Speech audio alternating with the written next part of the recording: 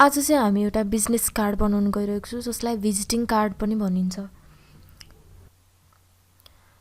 आजकल ट्रेन्ड चाहिँ के रहेछ भने हामीले टेम्प्लेटहरू युज गरेर बिजनेसको नामहरू लोगोहरू मात्र चेन्ज गरेर अनि भिजिटिङ कार्ड तयार गर्ने गरेको रहेछ। त्यस्तो गर्दाखेरि पनि ठिकै छ, तर आफैले बनायो भने चाहिँ केही कुरा एडिट गर्न मन लाग्यो, केही कुरा थप्न मन लाग्यो अथवा केही अननेसेसरी कुरा रिमुभ गर्न मन लाग्यो, सिम्पली डिजाइन चाहिँ अलिकति आफ्नो कम्पनीसँग मिल्ने गरेर चेन्ज गर्न मन लाग्यो भने पनि स्क्रैचदेखि हामीले क्रिएट गर्यो भने चाहिँ हामीलाई एकदमै सजिलो हुन्छ र एकदमै फ्लेक्सिबल वे हो त्यो। अनि हामी आज अब एउटा सिम्पल बिजनेस कार्ड डिजाइन गर्न गइरहेको छौँ। यसरी फाइल नेम हामीले कार्ड भनेर राखिदिँदा पनि भयो।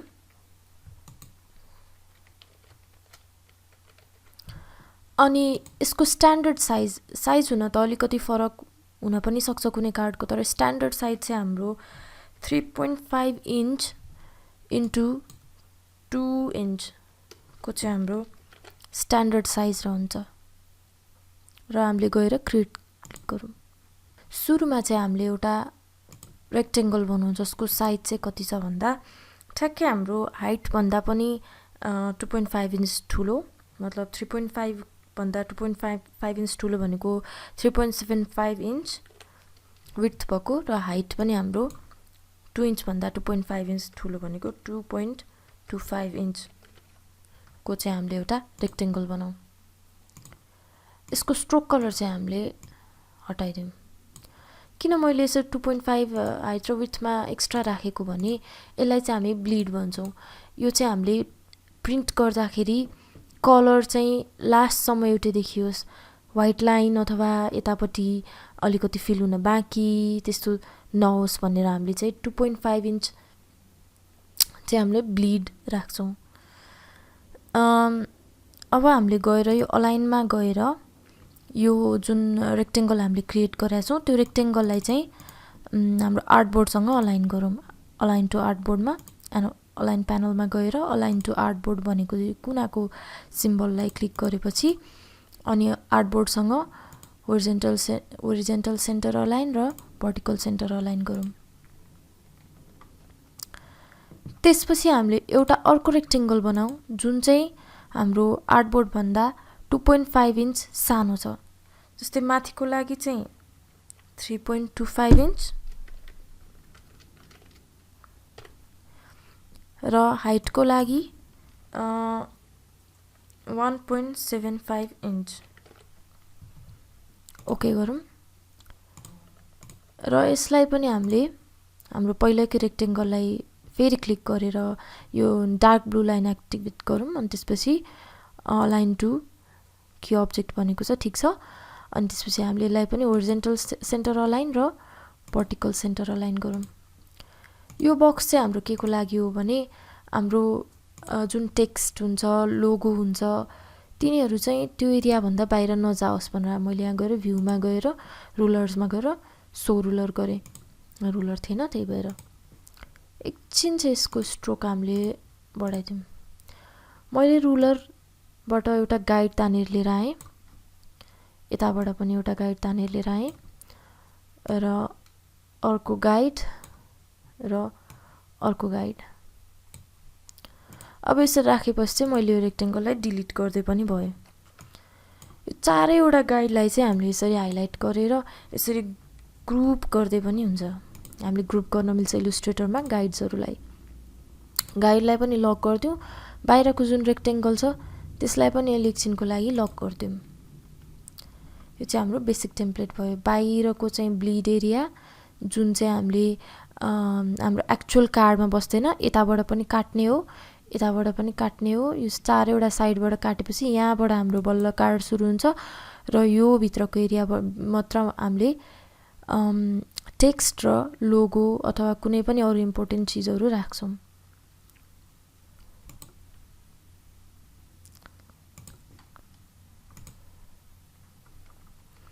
यहाँ चाहिँ मसँग मैले आज युज गर्ने कलरहरूको प्यालेट र हाम्रो लोगो छ। जुन कम्पनीको म बिजनेस कार्ड बनाइरहेको छु आज त्यसको लोगो र उसको थीम कलरको प्यालेट यहाँ थियो, त्यसलाई मैले कपी गरेर लिएर आएँ। अब बल्ल हाम्रो कार्डको डिजाइनिङ एक्चुअलीमा सुरु हुन्छ। रेक्टेङ्गल टुलले मैले एउटा रेक्टेङ्गल बनाउनको लागि क्लिक गरेँ र 3.75 इन्च हाम्रो विड्थ त हामीलाई चाहियो नै, ब्लिडिङ सहितको कार्डको विड्थ, र हाइट चाहिँ मैले अहिलेको लागि 1.5 इन्च भनेर राखिदिन्छु। र यसलाई चाहिँ मैले हाम्रो यो जुन रेक्टेङ्गल छ पछाडि त्यससँग अलाइन गर्नुपर्ने, तर रेक्टेङ्गल त लक छ, त्यही भएर सुरुमा मैले यसको लक हटाएँ। यसलाई क्लिक गरेँ, यो रेक्टेङ्गललाई क्लिक गरेँ र रेक्टेङ्गललाई चाहिँ फेरि एकचोटि क्लिक गरेँ र अलाइनमा गएर मैले यसको लेफ्ट अलाइन र बटम अलाइन गरिदिएँ। यसको कलर चाहिँ मैले गएर पिक गरिदिएँ हाम्रो ब्लू।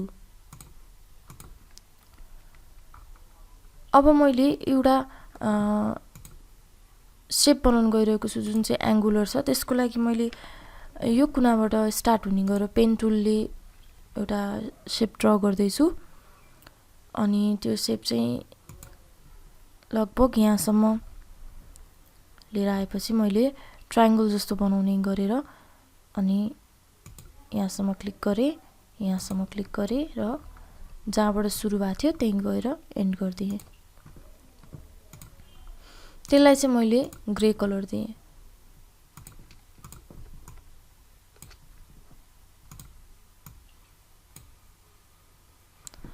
अनि मैले एउटा अर्को रेक्टेङ्गल बनाउन ट्राई गरिरहेको छु जुन चाहिँ यो चुचोसम्म पुग्छ। त्यसको लागि पनि हामीलाई विड्थ त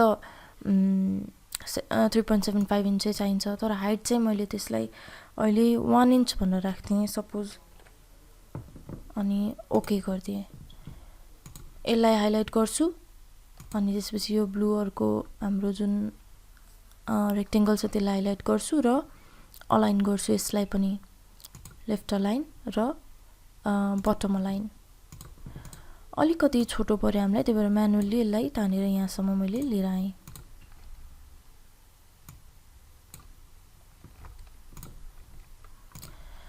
एउटा नयाँ चिज हामी सिक्न जाँदैछौँ, त्यो भनेको चाहिँ हाम्रो यो अब्जेक्ट पाथ र अफसेट पाथ भनिन्छ त्यसलाई। 5 px जति लगभगको मलाई अफसेट चाहिन्छ मलाई लागेको छ, त्यही भएर मैले एकचोटि प्रिभ्यू गरेर हेरेँ ठिक छ कि छैन, अनि मैले ओके गरिदिएँ। अफसेट पाथले चाहिँ त्यो पाथभन्दा अलिकति ठुलो लेयर, अलिकति ठुलो पाथ बनाएर त्यो लेयरको तलपट्टि राखिदिन्छ। यो दुईटैलाई हाइलाइट गरेँ मैले, हाम्रो रेक्टेङ्गललाई पनि हाइलाइट गरेँ र यो सेप बिल्डर टुलमा गएर यिनीहरूलाई चाहिँ डिलिट गरिदिएँ। अब हामीले ब्याकग्राउन्डमा राख्ने डिजाइन लगभग हाम्रो तयार भयो। बाँकी भनेको चाहिँ अब लोगो र हाम्रो टेक्स्टहरू राख्न बाँकी छ। लोगोलाई पनि मैले ल्याएर यसरी राखिदिएँ। यो सुरुमा पेस्ट गरेको भएर पछाडि छ, मैले एरेन्ज गरेर ब्रिङ टु फ्रन्ट गरिदिएँ, नभए यहाँ त्यो लेयरलाई खोजेर अनि म्यानुअली तानेर माथि ल्याए पनि हुन्थ्यो। अनि त्यसपछि अब मैले यो कम्पनी जसको कार्ड बनाइरहेको छु त्यसको नाम लेख्नु पर्यो। सपोज मैले यो इमेजिनरी नाम निखिल शर्मा भनेर राखिदिएँ, SHARMA, अनि उसको पोस्ट चाहिँ हो म्यानेजिङ DIRECTOR डिरेक्टर। यो टेक्स्टको प्रपर्टी चाहिँ मैले हाम्रो लोगोको टेक्स्टबाटै कपी गरिदिएँ र यसको प्याराग्राफमा गएर चाहिँ यसलाई लेफ्ट अलाइन गरिदिएँ। त्यसपछि यसलाई ड्र्याग गरेर मैले हाम्रो यो सेफ जोनको जुन गाइड छ त्यसमै लगेर राखिदिएँ। अब मैले कम्पनीको वेबसाइट, फोन नम्बर आदिको लागि एउटा सानो डिजाइन बनाउन गइरहेको छु। त्यसको लागि चाहिँ मैले इलिप्स टुल युज गरेँ, एउटा सर्कल क्रिएट गरेँ सिफ्ट क्लिक गरेर। अब हुन त हामीले टेम्प्लेट डाउनलोड गऱ्यो भने त्यसको लागि फोनको सिम्बल र वेबसाइटको लागि वेबको सिम्बल त हामीले पाउँछौँ, त्यहाँबाट कपी गरेर ल्याएर पेस्ट गरे पनि हुन्छ। तर मैले चाहिँ एउटा सिम्पली टेक्स्टवाला डिजाइन बनाउन गइरहेको छु। फोन नम्बरको लागि मैले टाइप गरेँ P, यसको प्रपर्टी पनि मैले ए टेक्स्टबाट कपी गरेँ, तर यसलाई चाहिँ ग्रे बनाउनु पर्छ किनभने वाइट ब्याकग्राउन्डमा वाइट देखिँदैन। यो दुईटैलाई हाइलाइट गरेँ, यसलाई फेरि हाइलाइट गरेँ र अलाइनमा गएर मैले गरेँ centre align, horizontal centre align र भर्टिकल सेन्टर अलाइन। अब यही दुईटा चिजलाई चाहिँ मैले हाइलाइट गरेर कपी गर्छु र पेस्ट गर्छु 4 चोटी शिफ्ट र अल्ट थिचेर ड्र्याग गरे पनि हुन्छ शिफ्ट र अल्ट थिचेर मैले 4 चोटी यसलाई कपी गर्छु जुम इन जुम आउट चाहिँ मैले अल्ट थिचेर स्क्रोल माथि र स्क्रोल तर गरेको छु टेक्स्ट एडिट गर्न चाहिँ हामी फेरि टेक्स्ट टुलमै जानुपर्छ इमेलको लागि मैले ई लेखेँ एड्रेसको लागि मैले ए लेखेँ र वेबसाइटको लागि मैले डब्लु लेखेँ यिनीहरूको अलाइनेसन बिग्रिसक्यो किनभने टेक्स्टहरू डिफ्रेन्ट सेप्सका छन् अघिनकै हामीले स्टेप्सहरू रिपिट गरौँ र यसलाई अलाइन गरिदिउँ यसलाई पनि अलाइन गरौँ यो टेक्स्टलाई क्लिक गरौँ सर्कललाई क्लिक गरौँ सर्कललाई फेरि क्लिक गरौँ र भर्टिकल र होरिजेन्टल सेन्टर मिलाउँ डब्लुको लागि पनि त्यही गरौँ डब्लुलाई क्लिक गरौँ यसको सर्कललाई क्लिक गरौँ सर्कललाई फेरि क्लिक गरौँ र होरिजेन्टल र भर्टिकल अलाइन गरौँ अब चाहिँ हामीले यो यसको टेक्स्ट र सर्कललाई ग्रुप गर्छौँ कन्ट्रोल जी ग्रुप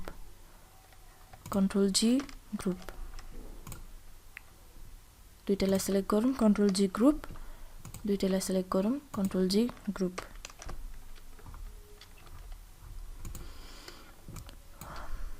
अब एउटा टेक्स्ट टुलले टेक्स्ट क्रिएट गरौँ त्यहाँ चाहिँ मैले यो फोन नम्बर अनि त्यसपछि यो अरू इन्फर्मेसनहरू यहाँ राखेको छु नोटप्याडमा यहाँ ल्याएर पेस्ट गरिदिउँ र टेक्स्टको प्रपर्टी चाहिँ यहीँबाट कपी गरौँ सुरुमा टेक्स्टलाई हाइलाइट गरेर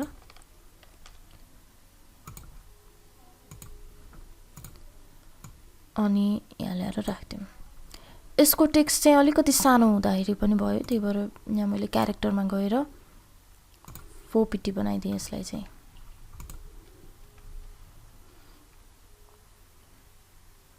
अब यसैलाई मैले कपी गरेर पेस्ट गर्छु इमेल एड्रेसको लागि इमेल पनि मैले यहाँ ल्याएर कपी गर्छु यहाँबाट र टेक्स्ट टुलले गएर यसलाई रिमुभ गरेर हाम्रो नयाँ टेक्स्ट राख्छु त्यस्तै गरी एड्रेसको लागि पनि एड्रेसलाई मैले यहाँबाट कपी गर्छु र टेक्स्ट टुलमा गएर यसलाई हाइलाइट गरेर पेस्ट गर्छु त्यस्तै गरी वेबसाइट पनि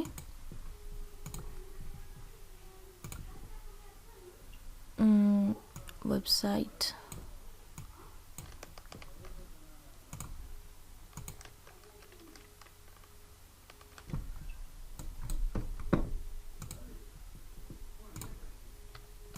अब यो चारैवटालाई हाइलाइट गरेर चाहिँ मैले यतापट्टि ल्याउँछु देखियोस् भनेर अनि के गर्छु भने यसको आधारमा हामीले अलाइन गर्ने हो त्यही भएर सुरुमा मैले यसलाई क्लिक गर्छु डबल अनि अलाइनमा गएर यसरी लेफ्ट अलाइन गरिदिन्छु शिफ्ट क्लिक गरेर यतापट्टि ड्र्याग गरौँ म्यानुअली अब यो र यो राम्ररी अलाइन भएको छैन त्यही भएर यो दुईटालाई क्लिक गरेँ यसलाई फेरि क्लिक गरेँ र यसको सेन्टर अलाइन गरिदिएँ त्यस्तै गरी यो दुईटालाई पनि त्यही गरौँ र यो दुईटालाई पनि त्यही गरौँ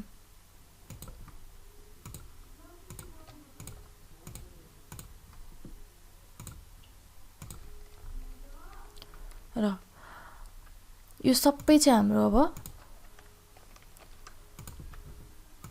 आफूलाई जसरी एडिट गर्दा अर्कोचोटि यही फाइल खोल्दाखेरि कसरी बुझिन्छ अथवा आफ्नो क्लाइन्टलाई दिँदाखेरि क्लाइन्टले कसरी बुझ्छ त्यही अनुसार हामीले ग्रुप गर्नु पनि पर्ने हुनसक्छ अब यो चाहिँ अलि धेरै नै डिस्टेन्समा छ मैले यिनीहरूको डिस्टेन्स अलिकति घटाउन ट्राई गरेँ भने चारैवटालाई हाइलाइट गरौँ र मैले एउटालाई चाहिँ एडिसनल हाइलाइट गरेँ र यसलाई चाहिँ डिस्ट्रिब्युट भर्टिकली कसरी डिस्ट्रिब्युट गर्ने भनेर भने यहाँ गएर मैले क्लिक गरेँ यहाँ चाहिँ अहिले 0 इन्च छ मैले चाहिँ यहाँ गएर 3px गरेर अनि फेरि क्लिक गरेँ भने अनि यसरी आउने भयो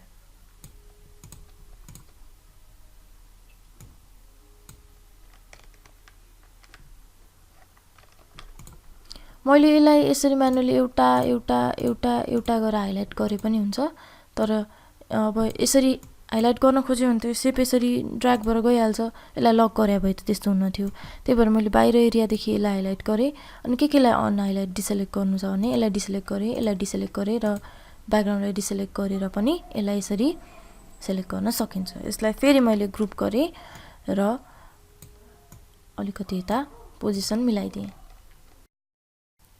अब कार्डलाई फाइनलाइज गर्नुभन्दा अगाडि एकचोटि कहाँ मिस्टेक्सहरू कतै केही छ कि मिलाउनु पर्ने हेर्नुपर्छ। हुन त यताभन्दा पछाडिको एरिया चाहिँ काट्ने एरिया हो, तर त्यही पनि सकेसम्म प्रिसाइज हुन्छ राम्रो। जुम इन गरेर हेर्दाखेरि चाहिँ हामीले अघि न ड्र गर्दाखेरि यहाँ अलिकति प्रिसाइज भएको रहेछौँ भनेर देखिन्छ र यहाँ माथि पनि अलिकति मिलाउनु पर्ने ठाउँ छ। यसलाई चाहिँ यो मैले डिरेक्ट सेलेक्सन टुलले गरेको छु है। एउटा इच एङ्करलाई यताउता लानको लागि चाहिँ हाम्रो यो सेलेक्सन टुलले मात्र गरेको भए त पुरै सेप्सलाई नै यताउता लगिदिन्थ्यो उसले। र यो मिलिसक्यो र फ्रन्टको लागि हाम्रो डिजाइन चाहिँ कम्प्लिट भयो। अब ब्याकको लागि चाहिँ हामीले सेम टु सेम त्यही सेपहरू सबै चिजहरू त एउटै हो, बस हाम्रो डिजाइन चाहिँ फरक हुने भयो। र मैले सुरुमा गएर आर्टबोर्ड टुलमा गएँ र आर्टबोर्ड टुलले चाहिँ यो आर्टबोर्डलाई यसरी सिलेक्ट गरेर सिफ्ट र अल्ट क्लिक गरेर यसरी ड्र्याग गरेँ। भनेको अगाडिको आर्टबोर्डमा भएको सबै कुराहरू चाहिँ यहाँ हाम्रो आएर बस्यो। अब हामीलाई के पनि चाहिँदैन यहाँ एउटा रेक्टेङ्गल बक्स बाहेक, त्यही भएर अरूहरूलाई चाहिँ मैले डिलिट गरिदिन्छु। सुरुमा सबैलाई सिलेक्ट गर्छु अनि त्यसपछि यो रेक्टेङ्गललाई चाहिँ डिसेलेक्ट गर्छु अनि त्यसपछि मैले योलाई चाहिँ डिलिट गरिदिन्छु। बाँकी भयो हाम्रो यहाँ यो आर्टबोर्डमा चाहिँ हामीसँग रेक्टेङ्गल मात्र। यो रेक्टेङ्गललाई चाहिँ मैले कलर कुन फिल गर्छु भन्दा यो ग्रे फिल गर्छु र मैले हाम्रो यो लोगोलाई चाहिँ सेलेक्सन टुलले लिएर आउँ, यो लोगोलाई चाहिँ कपी गरेर लिएर आउँछु यतापट्टि। अल्ट क्लिक गरेर ड्र्याग गर्दाखेरि पनि कपी हुन्छ। ल अलिकति ठुलो बनाउँछु, त्यस्तो धेरै ठुलो पनि होइन, अलिकति ठुलो बनाउँछु र यहाँ ल्याएर राख्छु। यो आर्टबोर्डलाई सँग हामीले यसलाई अलाइन गर्ने हो भने आर्टबोर्ड र यो दुईटालाई क्लिक गर्छु, आर्टबोर्डलाई फेरि क्लिक गर्छु र अलाइनमा गएर यसरी सेन्टर अलाइन गरिदिएँ। अनि अब यसमा चाहिँ के टेक्स्ट मैले राख्ने डिसाइड गरेको छु भने यिनीहरूको सर्भिसेसहरू, मैले सर्भिसेसहरूको लिस्ट यहाँ कपी गरेर राखेको छु। यहाँ हाम्रो युनिकर्न प्रोडक्ट्सहरूले कस्तो कस्तो प्रोडक्टहरू को सेलहरू गर्छन् भनेर मैले चाहिँ यहाँ ल्याएर अनि त्यसपछि टेक्स्ट टुलले एउटा टेक्स्ट बक्स क्रिएट गरेर कन्ट्रोल भी गरेर त्यो चिजहरूलाई पेस्ट गरिदिएँ। अब यिनीहरू सबैलाई हाइलाइट गरेर